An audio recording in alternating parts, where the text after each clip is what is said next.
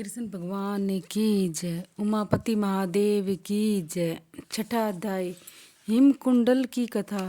दत्तात्रेय ने कहा कि हे राजन, तुम्हारे मन के लिए तुम्हें माघ मास की एक प्राचीन कथा सुनाता हूँ, ध्यान से सुनो। सतयुग की बात है। वेसद नामक नगर में एक धनी वैश्य जिसका नाम हिमकुंडल था। वह वैश्य अत्यंत पवित्र, आत्मा युक्त, समाजवादी, सत्यवादी व्यक्ति था। वह व्यापार भी अत्यंत ईमानदारी तथा साधारण लाभ के लिए ही करता था। उसका व्यापार दिन प्रतिदिन बढ़ता चला गया तथा वह अन्न, तेल, घी, लकड़ी के साथ साथ गाय, घोड़े तथा पशु आदि का भी व्यापार करने लगा। व्यापार के साथ साथ वह ईश्वर आराधना में लीन रहता, मुक्त हाथों से दान करता, घर आए हुए साधु तथा मेहमान की सेवा करता था, माघ स्नान, व्रत, दान आदि नियमानुसार करता।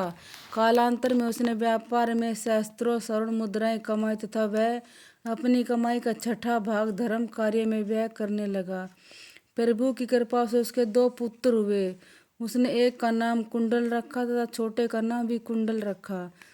उसने अपने जीवन में अनेक धर्मशाला, कुएं, बावड़ी तथा मंदिर बनवाए। धीरे धीरे वह वृद्धावस्था को प्राप्त हुआ। अब उसके पुत्र युवा हुए तो अपना घर तथा व्यापार पुत्रों को सौंपकर वह स्वयं तपस्या करने के लिए वनों में चला गया। वैसे के दोनों पुत्र अपने पिता के पार संपदा को देख अति अभिमानी हो गए। दुष्ट जन उनके मित्र बन गए तथा वे दोनों दुराचारी बन गए। अपने पिता के सरल तथा धार्मिक स्वभाव के विपरीत वे अत्यंत लोभी, कामी तथा व्यभिचारी बन गए। वैश्यागमन उनकी दिनचर्या का अंग बन गया। व्यापार में बेईमानी तथा अनेक बुरे व्यसनों के कारण उनकी निंदा होने लगी। अनेक ग्राहकों ने उनसे संबंध समाप्त कर लिए तथा उनको व्यापार में निरंतर हानि होने लगी।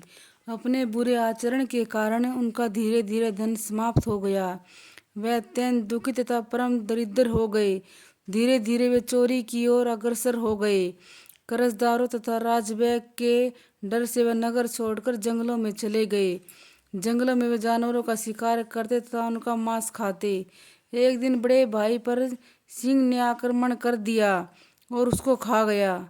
उसी दिन छोटे भाई को भी वन में ही एक सांप ने डस लिया। वह भी मृत्यु को प्राप्त हुआ। मरने के पश्चात यमदूत उन दोनों को धर्मराज जी के पास ले गए।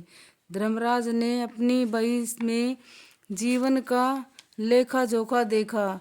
धर्मराज को खाता खोलते देखकर यमदूत ने कहा, प्रभु, इनके जीवन का खाता देखना व्यर्थ है। ये दोनों महापापी दुराचारी हैं, तो इनको घोर नरक में ले जाते हैं। वृद्ध चित्रगुप्त जी ने उनके जीवन के कर्मों का अवलोकन करते हुए कहा कि कमंडल को महान नरक में डाल दो तथा विकंडल की ओर देखकर मधुर वाणी में कहा कि इनको आदर्शित स्वर्ग की ओर लेकर जाओ। यमदूत कुंडल को खींचते घोर नरक की ओर ले गए। विकुंडल चित्रगुप्त की बात सुनकर आश्चर्यचकित रह गया। उनको समझ में नहीं आ रहा था कि उसका घोर नरक की ओर जा रहा था यमदूत उसको आदर्शित स्वर्ग की ओर ले जा रहे थे। बोलो कृष्ण भगवान की जय। छठा अध्याय समाप्त। उमापति महादेव की जय।